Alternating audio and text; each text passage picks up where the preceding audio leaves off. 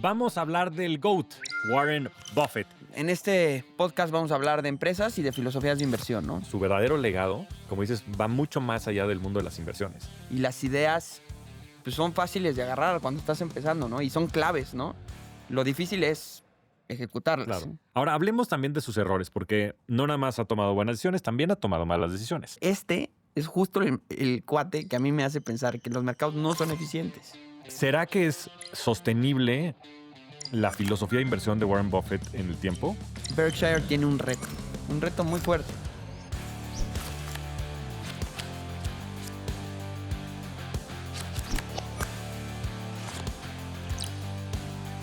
Bienvenidos a un nuevo episodio de El Arte de Invertir. El día de hoy vamos a hablar del GOAT, del Greatest of All Times. Vamos a hablar de Warren Buffett. Querido Comet, ¿cómo estás?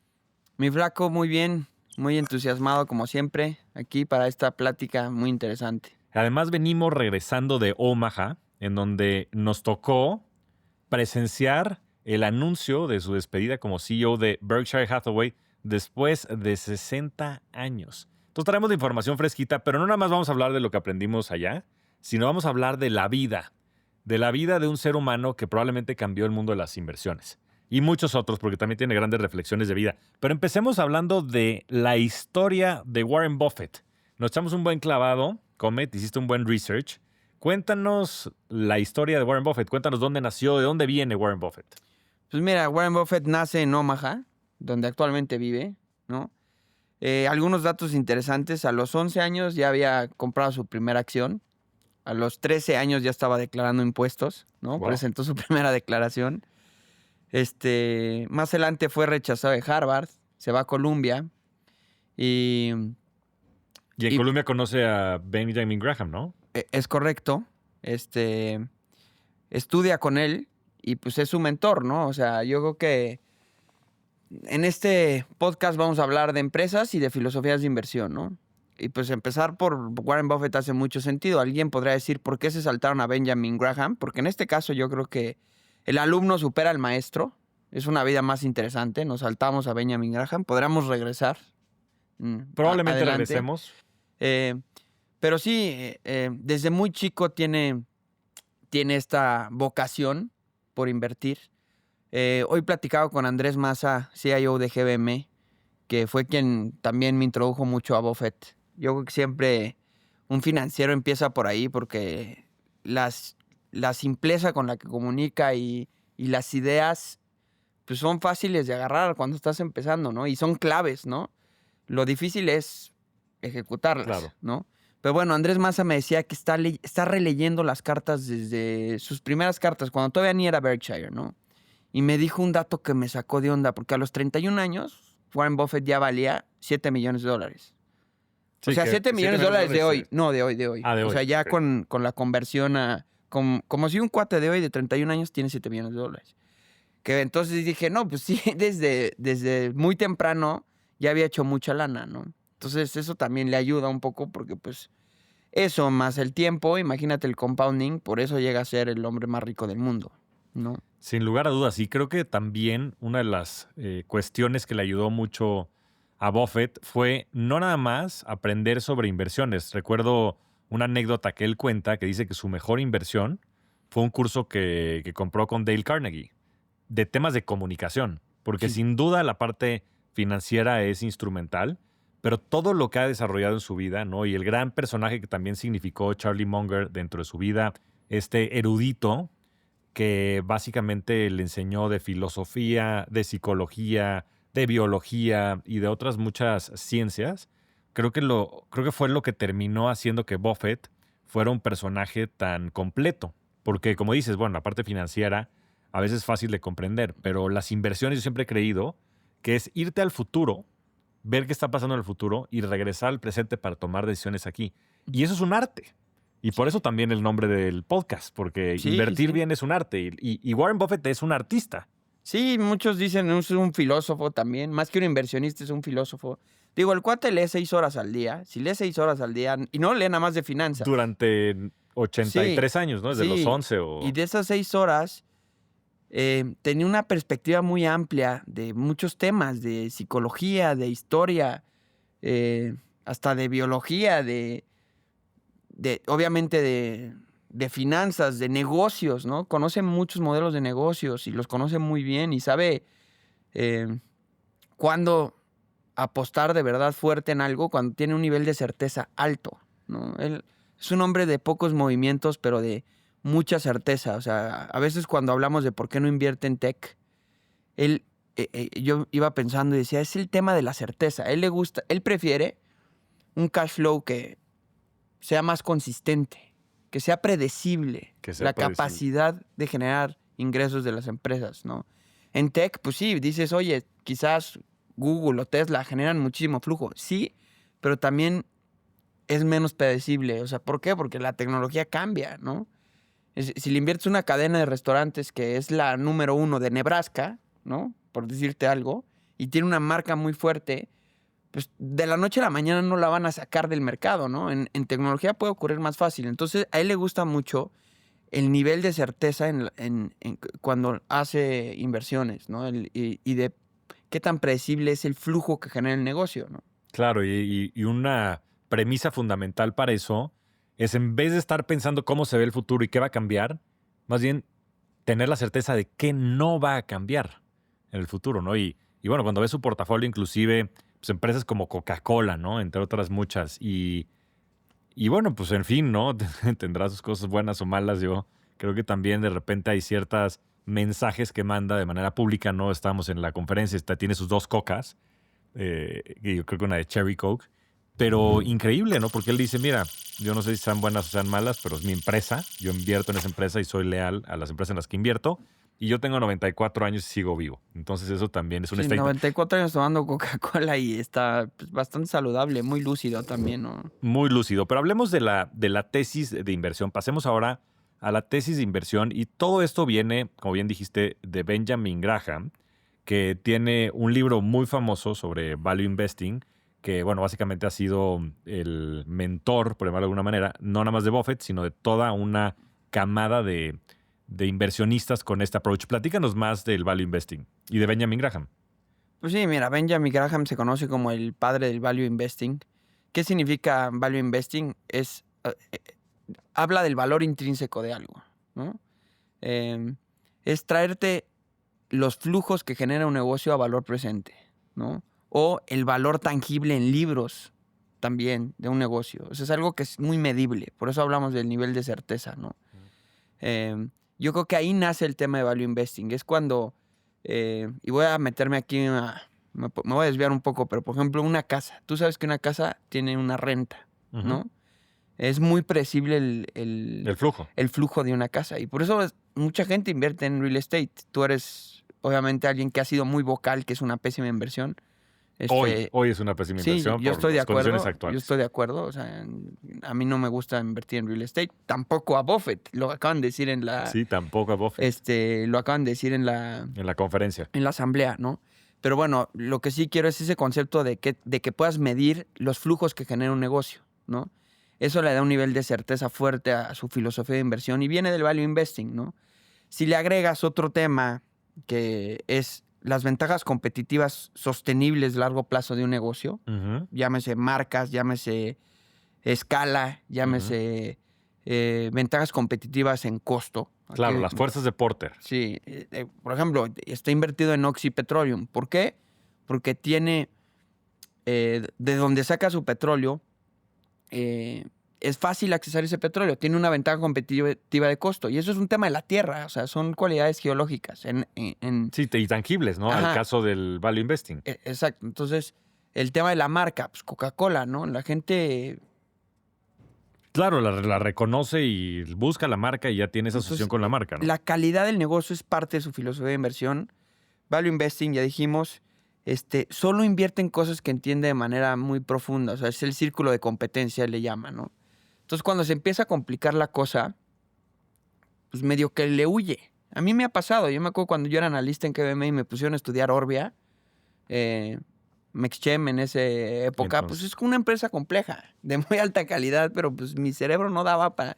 Yo no sabía si debía subir, si el precio del petróleo sube o baja. Había muchas variables, le meten ruido, o sea, como que no ves tan claro. El negocio, por ejemplo, el retail, es un negocio noble, ¿no? O sea, noble de entender. No digo que de ejecutar, pero Walmart, pues agarras, tienes un margen y tienes un número de tiendas y tienes una rentabilidad por metro cuadrado en tus tiendas, ¿no? Y Claro. tienes un capital de trabajo pues que es benévolo, ¿no? Sí, bancos, ¿no? Tiene también muchas inversiones en bancos, Bank of America, American Express. Bancos yo creo que sí son complejos, Pero parece que los entiende. Sí, sí. Ahora, yo creo que un balance de un banco, quién sabe qué te encuentras. O sea, es difícil, ya sabes. Bueno, y también muchas inversiones fueron en momentos oportunísticos, ¿no? Recuerdo la inversión en Goldman Sachs en la crisis de 2007-2008, inclusive con acciones preferentes. O sea, es una persona que también a través del tiempo ha tenido ese acceso. Pero bueno, regresando al punto de value investing, dices temas que sean predecibles, temas que tengan valor intrínseco, temas que sean simples de comprender, que estén dentro de su círculo de Hablamos de competencia. las ventajas competitivas, la Ventajas calidad del competitivas. negocio. Otro, pues dos muy, muy importantes es el horizonte de tiempo. Él sí invierte a largo plazo. Él sí, Me queda clarísimo. o sea, desde luego, yo creo que eso es muy difícil a nosotros porque... Pero él él dice que vive en Omaha. Dicen, ¿por qué? ¿Cómo no vive en Nueva York, donde es la meca financiera, no? Dice, lo único que no quiero es ruido. No tiene un Bloomberg él en su escritorio. O sea, de hecho, creo que ni una computadora. A él le gusta imprimir. Es como yo que traigo mis hojitas. Exacto. El flaco trae su computadora, ¿no? Y leer así, ¿no? O sea, y no está viendo los movimientos de los precios de las acciones diarias. Él dice, yo soy dueño de cachos de negocios, no de acciones. Y se guía por los fundamentales de las empresas, no por el precio de la acción, ¿no? En el muy largo plazo, digo, hay 20,000 quotes, ¿no? De que en el corto plazo Mr. Market es un esquizofrénico, pero en el largo plazo es un cuate muy predecible, otra vez la palabra predecible, etcétera, ¿no? Pero claramente a largo plazo ignora el ruido de mercado, vive en Omaha, en una casa muy, muy tranquilo, ¿no? El tema cultural creo que es otra cosa que hay que resaltar. Ajá. Invierte en empresas que hacen fit cultural con Berkshire y con él, ¿no? Igual, pues, tienen que pensar a largo plazo. Él no va a invertir en una empresa que está tratando de ejecutar a nivel trimestral, ¿no? Eso no va con él, ¿no? Yo creo que el tema de honestidad, de ética, va por ese lado. O sea, De lealtad, sí, era sí. el filtro, un filtro que él, ¿no? Y bueno, otra cosa, sin duda, es la disciplina emocional, ¿no? Que es el tema. Él habla mucho del temperamento. Dice que las inversiones, más que un tema de intelecto, es un tema de temperamento, ¿no? De guardar la calma cuando toda la gente pierde la cabeza, crisis, ¿no? Bueno, pues está la famosa frase, ¿no? De ser avaricioso cuando la gente tiene miedo y Sí. tener miedo cuando la gente es avariciosa. Y este dicho no es de Buffett, pero dicen que no hay que apostar en el fin del mundo porque solo va a suceder una vez. O sea, él lo ve así, en las crisis él ha sido así como... Pues no le ha Sí, temblado la mano y no. también lo han agarrado con cash en los momentos... Pero eso también como que lo lee muy bien él. Él tiene este termómetro, yo creo que es muy intuitivo y es un instinto que él tiene, la tripa. O sea, que eso no lo puedes medir Sí, mucho. eso es un arte, eso no es Pero cuantitativo. empieza como que a ver la avaricia y las valuaciones y empieza a hacer cash y todo es muy sutil. O sea, como que calibra sus inversiones de manera muy sutil y de repente sí puede ser muy agresivo en cuanto a la velocidad en la que ejecuta los deals o meter 50% de su portafolio en una acción como Apple cuando el nivel de certeza es muy alto, ¿no? Es muy alto y mencionó una cosa ahora en Omaha que se me quedó grabada y fue que él, como dices, empezó a invertir a los 11 años y de los 11 a los 94, más o menos con 200 días hábiles para operar al año, van cerca de 16,000 días que él ha estado en los mercados, que los mercados han estado abiertos para que él tome decisiones. Y dice que solo en 20 de ellos ha encontrado verdaderamente buenas oportunidades. Y esos son 20 de 16,000, lo cual es 1 de 800 días, lo cual es 1 de cada 4 años. Sí, sí, sí. Y después nosotros estamos con el mercado todos los días y piensas que ya llegó la oportunidad correcta porque ayer Google bajó 7%, ¿no? Y hasta se reía de eso, ¿no? Decía 15%, que es lo que bajaron las tarifas. Es irrelevante. El mercado, ¿cuánto ha caído con esto de las tarifas? 15%, dice. Eso no es algo que debe estar asustando a nadie. Y si te está asustando, no debe estar en acciones, ¿no? Ni emocionando a nadie, porque es un cambio que es irrelevante. Ahora, hablemos de algunas de las inversiones icónicas que ha hecho Warren Buffett y tal vez empezando de atrás para adelante. Coca-Cola, porque lleva ya varias décadas con este tipo de inversiones. O sea, ¿cuáles han sido la Coca-Cola y otras que ha invertido ya de tiempo atrás? Y ahora llegaremos a Apple, pero empecemos de atrás para adelante. Pues mira, Coca-Cola ha hecho 20 veces su dinero y creo que hay una cifra, esta sí no me la sé de memoria, pero lo que cobra de dividendos anuales de Coca-Cola creo que, o sea, es como si le metes, no sé, $100. $100 y después de varios años estás cobrando de dividendo $300. $300 de dividendo. Olvídate de tu posición inicial, ¿no? Es una cosa loquísima. Es el tiempo, ¿no? Y una marca que ha reinvertido muy bien. O sea, ese es el tema también del compounding, del interés compuesto. Él lo aplica con sus ingresos y con los ingresos de sus compañías. Berkshire es una aseguradora, genera mucho flujo, ¿no? No es una aseguradora Berkshire, pero el negocio de seguros es de donde obtiene mucho sus ingresos. Sus ingresos y los reinvierte. Y también ese tema de compounding es como él invierte. Él invierte en compounders, ¿no? Que Coca-Cola, pues, puedes expandirte de manera regional.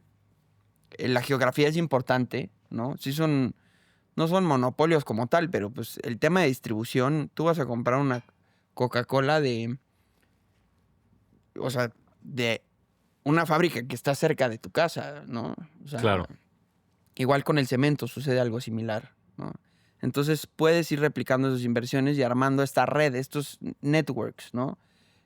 American Express es una empresa con un network muy grande. O sea, ya cuando estás en tantos establecimientos, hay mucha lealtad a la marca, ¿no? Sí, network effects también muy fuertes. Y esos son moats muy grandes, ¿no? Y digo, los network effects que más conocemos hoy en día pues, son más temas como de Facebook o temas de redes sociales. Pero American Express también. Bueno, no, y Coca-Cola. Él invertía en los network effects de antaño. De antaño, exacto, ¿no? Claro, porque la fuerza de distribución, de logística, del mismo Coca-Cola, la marca, pues eso genera network effects.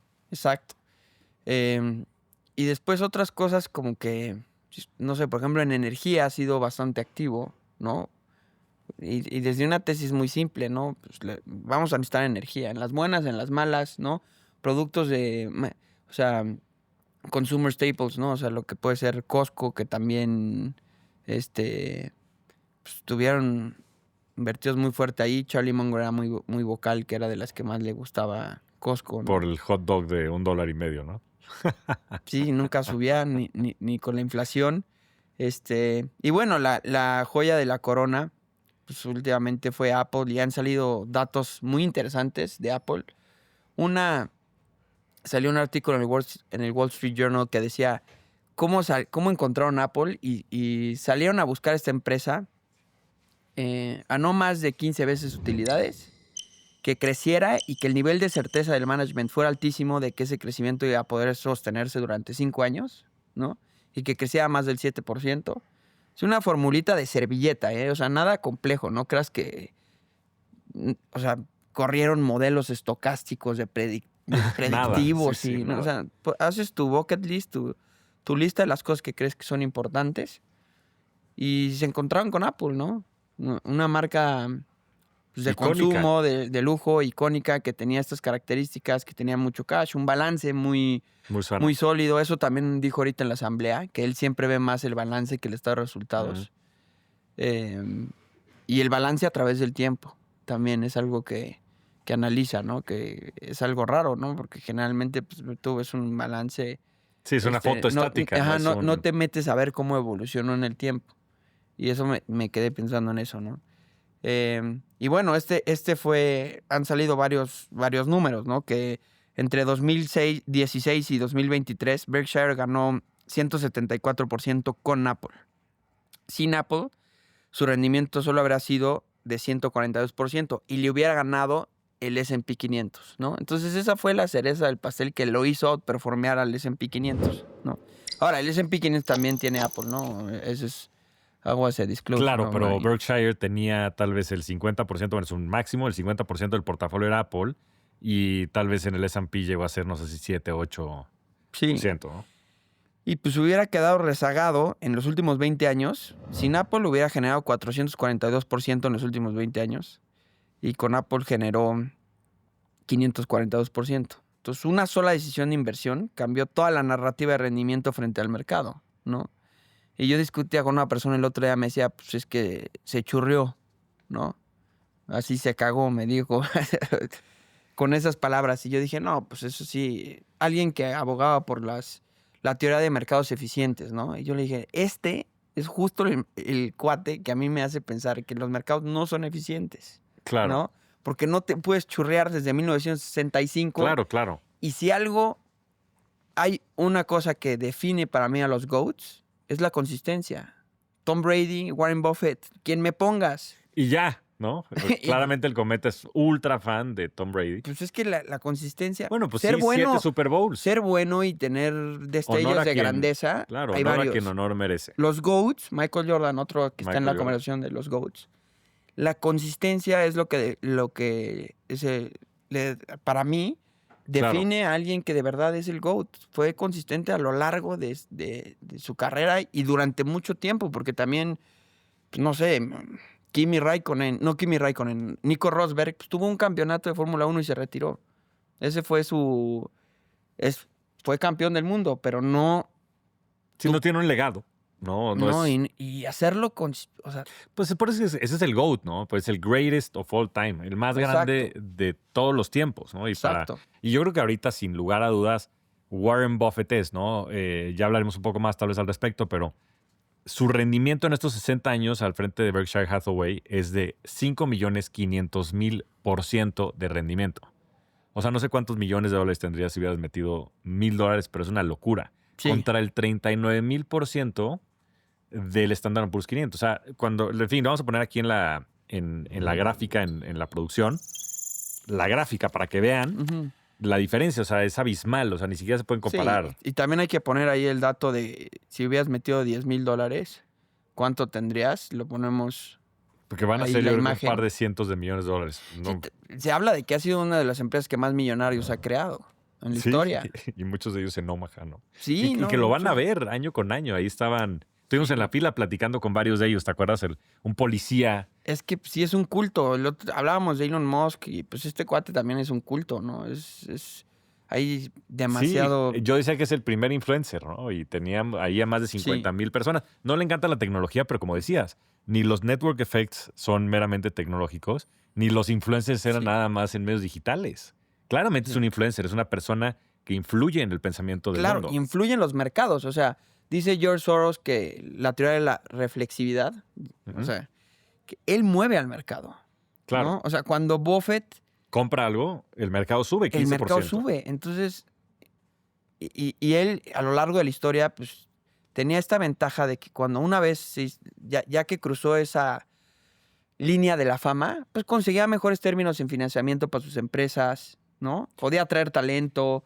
O sea, es ese... Genera ventajas competitivas. Claro que genera ventajas como Elon Musk. O sea, por eso la teoría de reflexivity de George Soros es eso, que es una self-fulfilling prophecy, ¿no? O sea, que una vez que tienes Ese poder, la profecía autocumplida, ¿no? es Se la genera profecía esa... autocumplida, ¿no? Ahora, hablemos también de sus errores, porque no nada más ha tomado buenas decisiones, también ha tomado malas decisiones, ¿no? Y a veces se puede aprender más de los errores que de los aciertos.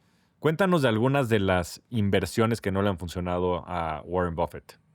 Pues mira, él obviamente habla mucho a lo largo de sus asambleas. Por cierto, paréntesis, este es el libro que yo creo que hay que Que hay que leer. leer. Buffett and Munger Unscripted. Unscripted. ¿Quién es el autor?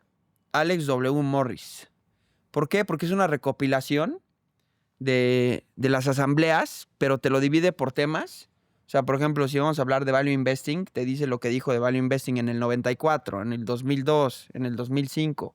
Y sí, está hecho muy bien la investigación para que no sea tan repetitivo. Como que agarra las joyas de todos los años y te lo resume por tema. En cuándo vender, en cómo escoger un buen equipo de administración, ¿no? O cómo leer a un equipo de administración, así, por temas.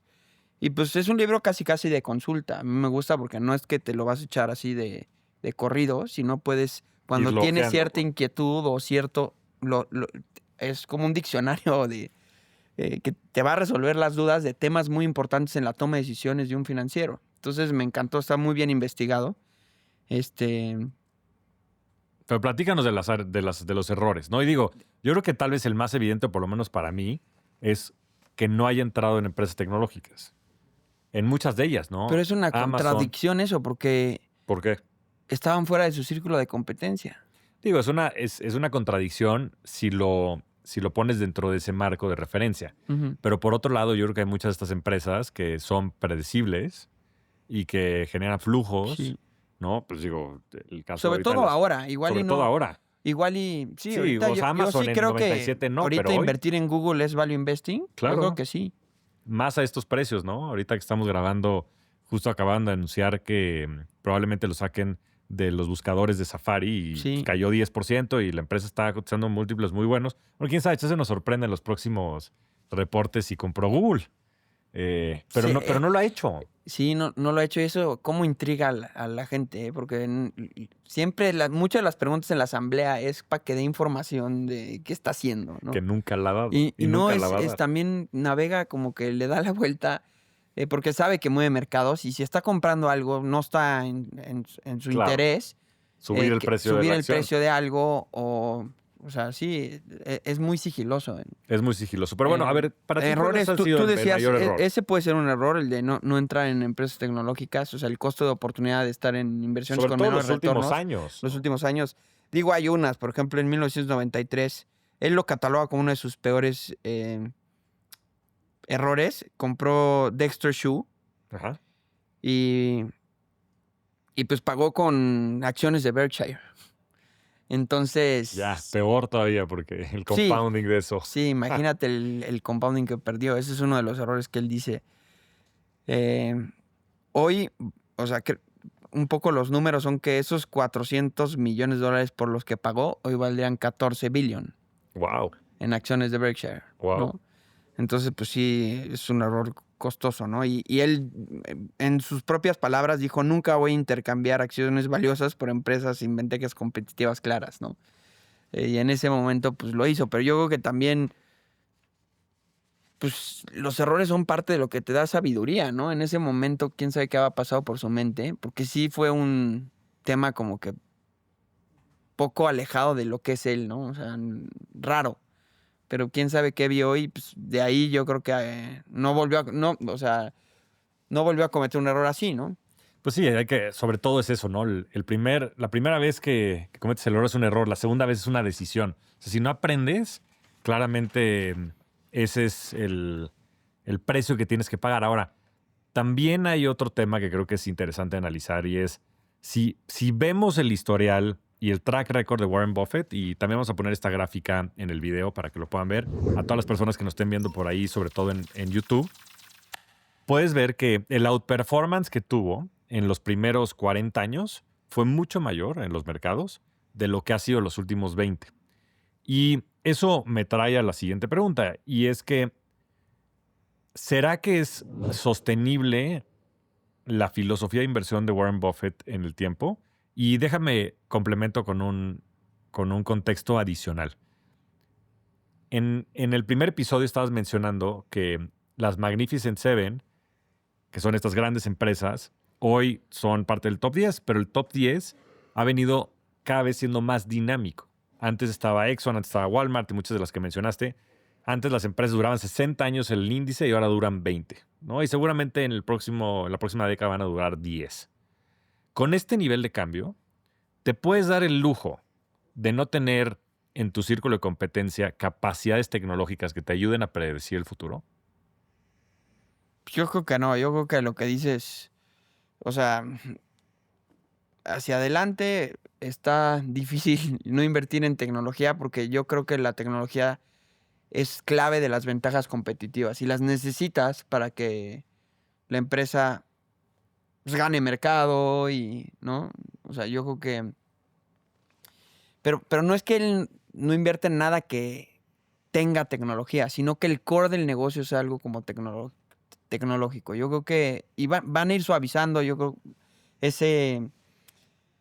esa regla no escrita. La tienen que suavizar, estoy de acuerdo contigo, porque si no inviertes en tecnología, pues te vas a quedar atrás. O sea, no vas a poder ganarle al S&P 500 sin tomar algo de riesgo y meter la tecnología. Si tú le quitas al S&P 500 Nvidia, otra historia hubiera sido, ¿no? Muchos de los retornos del S&P 500 vienen de estas empresas tecnológicas. Ahora, él ha logrado ganarle al S&P 500 sin tener eso. Mucho fue Apple, lo acabamos de comentar, ¿no? Pero yo creo que sí hay un parteaguas. Yo creo que de aquí adelante, Berkshire tiene un reto muy fuerte. Una es, tienen un gran operador en Greg Abel, pero no sé si es tan bueno asignando capital y reinvirtiendo como Buffett. Y la otra es la escala. La escala va a hacer que sea más difícil ganar el S&P 500. Ese es el verdadero reto, ¿no? O sea, Claro. entonces, lo que dices yo creo que sí es muy interesante. Vamos a ver cómo empiezan a entrar estas otras empresas de tecnología, si es que lo hacen, ¿no? O si no, pues... Y que tal vez venga de ahí también el cambio con Greg Abel. Digo, obvio, lo obvio es obvio. Tiene 94 años Warren Buffett. Desafortunadamente, creo para la humanidad no creo que le quede mucho tiempo. Y pues eso es una realidad, ¿no? Pero por otro lado, tal vez necesite también un cambio, ¿no? Y si bien Greg Abel pues ha venido manejando muchas de las empresas que también son más tradicionales dentro del grupo, pues sí le podría inyectar una mentalidad distinta. Es más, parte del equipo, no recuerdo bien quién es, pero parte del equipo sé que inclusive han estado proponiendo algunas empresas tipo Amazon, en donde me parece que independientemente del componente tecnológico, pues ya están en un punto en donde muchos de sus ingresos sí son predecibles. O sea, y lo decías, Google yo creo que es una empresa que puede ser inclusive considerada en eso. Ahora, ahí tengo una pregunta más puntual. A ver, quiero conocer tu opinión en esto. Supongamos que Warren Buffett tuviera otros 100 años de vida. ¿Tú crees que sería capaz de, en esos próximos 100 años, volver a ganarle al Standard & Poor's 500? Warren Buffett, con lo que es. Y con la capacidad. Yo creo que no. Que la respuesta es no por la escala. O sea, maneja demasiado dinero. Ya maneja demasiado dinero. Es mucho más fácil ganarle al mercado con un portafolio de 10 millones de dólares que con un trillón. Mi respuesta es esa, ¿no? Ahora, creo que ese no es su objetivo. Lo dijiste tú el otro día. Tú decías, no vas a hacer lo mismo para generar riqueza que para mantener riqueza. Yo creo que ya lo que busca Berkshire es mantener. Ya no es crear lo que hizo, ¿no? O sea, eso ya va a ser muy difícil replicar. Es preservarlo. Es preservar el capital, exactamente. Entonces, igual y ni les interesa ganarle al S&P 500. O acaban invirtiendo el flujo en el S&P 500 y nadan de muertito. O sea, eso es otra cosa que no han hecho, ¿eh? Pero no me extrañaría. Sería algo muy bofetesco invertir en el que de S&P. repente digan, ¿sabes qué? Vamos a empezar a meterle... ahora, con el cash que tienen ahorita, lo decíamos el otro día, pueden comprar 460 empresas, creo, o 470 de las 500 de las 500 del S&P S&P 500. Pues mejor las compras y... ¿No? Eso sería súper Buffett. Imagínate, ahí sí sería el greatest of all times, ¿no? Imagínate que, digo, Una sé que movida no así. pueden comprar las 460 porque pues, es simplemente, o sea, las podrían comprar individualmente, ¿no? Por el valor. Pero imagínate que sí compre 100 así de golpe, ¿no? Y digo, tendría probablemente la capacidad de hacerlo. Tiene 350 mil millones de dólares en efectivo. Y luego a mí a veces me pregunto por qué no. Yo creo que es un tema ético, pero yo si fuera él, movería más los mercados a mi favor. O sea, imagínate si de repente hace una posición No, en pero la Bitcoin, gente- y sale a decir que compró. Sí, se va ahora sí to the moon. O sea, imagínate, tienes esa capacidad y él nunca lo hizo, pero ahorita ves a Trump cómo trata de hacer cochinada y media, ¿no? Claro. Pero pues, de repente sí podrás, o sea, pudo haber sacado más tajada y más ventaja de, Pero eso de es bien ser... importante. Qué bueno que mencionas esto porque yo creo que su legado, su verdadero legado, como dices, va mucho más allá del mundo de las inversiones. Su verdadero legado es lo que toda su filosofía de inversión representa para la vida de las personas y representa para la vida Sí. de él mismo, ¿no? Entonces hablemos para ir cerrando de su legado y de las enseñanzas que ha traído al mundo, ¿no? Y tal vez me voy a adelantar ahí, pero la primera es este tema de no interrumpir el interés compuesto de manera proactiva, ¿no? O sea, nunca interrumpir el interés compuesto de manera innecesaria. no interrumpir el interés compuesto Sí. de manera innecesaria. Y es increíble porque, claro, Warren Buffett, dicho por él, llegó a ser la persona más rica del mundo, no por ser el más inteligente, sino por ser el más longevo. Empezó a invertir a los 11 años, yo tiene 94, 83 años de interés compuesto ininterrumpido. El 99% de su riqueza la ha generado después de los 50 años. O sea, es increíble, 100 veces tu lana. Para todos los que tengan menos de 50 años, pueden hacer 100 veces su lana. Bueno, a los 31 ya tenía 7 millones. También empezó Empezó rápido. fuerte. Empezó fuerte. Pero ahora, como dices, yo creo que también, en fin, está en otro momento de su vida en el que tiene que preservar. Pero sigue pensando a largo plazo. A mí me impresionó ahorita en Omaha. Salió a decir que estaba invirtiendo en unas empresas japonesas con una visión a 50 años. Que una persona de 94 años siga pensando en inversiones a 50 años, Sí. va más allá de él. Es que se dice fácil, pero es muy difícil. Ya sabes, o sea, Sí, sí. si tú ves en una servilleta la filosofía, te resumo la filosofía de inversión, dices, esto yo lo podría hacer, pero creo que son muy pocos. O sea, también ve cómo vive él. O sea, Vive en la es misma muy, casa es donde... muy austero, Claro. ¿no? O sea, trae otro chip. Yo a veces digo, también, con esa lana yo hubiera disfrutado más la vida, ¿no? Pues, bueno, y ahí te metes en otro dilema moral, ¿no? ¿Qué es disfrutar la vida? Tal Sí, vez no, es... bueno, ya te metes en un no es rabbit ni hole. tener más, ni desear menos, sino disfrutar lo que tienes. Sí, y hay muchas partes que no conocemos. O sea, hay gente que medio que dice que como padre de familia o como esposo quizás tiene fallas. Ahí yo creo que ya es algo muy personal y son opiniones, porque también nadie tiene la certeza de... pero te aseguro que el hombre tiene algunas... Como todo mundo, áreas de oportunidad. Sí, o algunos demonios por ahí. Tiene una historia bien interesante. O sea, se divorció de la que era su esposa y su ex esposa le presentó a la que es su pareja actual. En fin, cosas... Sí, como de ya, Pero y se llevan bien. échale para allá. ¿no? Sí, sí, échale para allá, échale para allá. Se llevan bien, ¿no? Pero Ujú. a mí lo que más me gusta de Buffett, además de este tema del interés compuesto, honestamente, es su gran amistad con Charlie Munger, ¿no? Y más allá de todo lo que podremos hablar, pues seguramente vamos a retomar estos dos grandes maestros que ha tenido el mundo, es la presencia que ha tenido Charlie Munger estos últimos 2 asambleas en las que ya no ha estado, ¿no? Falleció, Ujú. si no mal recuerdo, a principios del año pasado, a los 99 años, ¿no? Y es increíble porque Warren Buffett y Charlie Munger de 94 y de 99 años estaban lúcidos de cabeza. Y yo creo que esa amistad que hicieron y esa sociedad Ujú. es algo que trasciende, porque también el poder compartir la vida y no nada más tener éxito, sino poderlos compartir y Sí. poder aprender de las otras personas y poderse divertir y reír, ¿no? Me estabas diciendo todo el otro día que todavía en la asamblea pasada, que se acaba de morir justo antes de la asamblea, volteaba, ¿no? Volteaba a ver a Charlie. Ya no Sí. estaba Charlie, pero pues lo Volteaba, llevaban sí. haciendo 50 años, ¿no? Sí. Y qué padre y qué entusiasmante el poder tener estos ejemplos de estas grandes amistades que se llevan Sí, también. es la importancia de un buen socio, ¿no? Eso también está en la cultura de Berkshire. No se asocian con alguien que no están certeros de que los valores y la cultura está muy alineado, ¿no? Y yo creo que ahí hicieron una sociedad. Ese es otro dato interesante. Munger hizo lana, pero no tan cerca como Buffett. O sea, más bien no se acerca a la cantidad de dinero que hizo Pero y Buffett. de lejos, ¿no? Creo que Munger me decías que 6 billion Sí, tenía o algo por el sí, estilo. y ahí pues lo investigamos y son por algunas razones, porque empezó mucho después. Creo que parte sí la manejaba por fuera, no tenía tantas acciones de Berkshire, pero para la diferencia de lana en la toma de decisiones ahí estaban, o sea, No, y en el respeto y en la admiración mutua, ¿no? sí, Y yo creo que inclusive había más admiración, por lo menos por lo que se decía, de Buffett hacia Munger que del sí, mismo Munger hacia Buffett, ¿no? Y bueno, Sí. cada quien tenía su rol. sí. Buffett Y más sin en un duda, rol. Munger hay que hacer un capítulo de él, porque también yo creo que da para muchísimo y es parte de la clave del éxito. Yo creo que sí mucho le enseñó Munger a Buffett. O sea, era una sociedad bien interesante porque yo creo que aprendieron mucho juntos.